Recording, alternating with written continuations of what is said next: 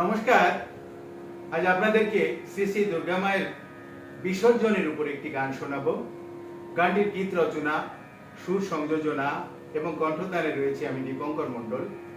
গানটি গতকাল বিজয়া দশমীতে আমি রচনা করেছি এবং সন্ধ্যাবেলায় শ্রী শ্রী রামকৃষ্ণ মঠ মিশনে শান্তি জল গ্রহণ অনুষ্ঠানে গানটি পরিবেশন করেছিলাম।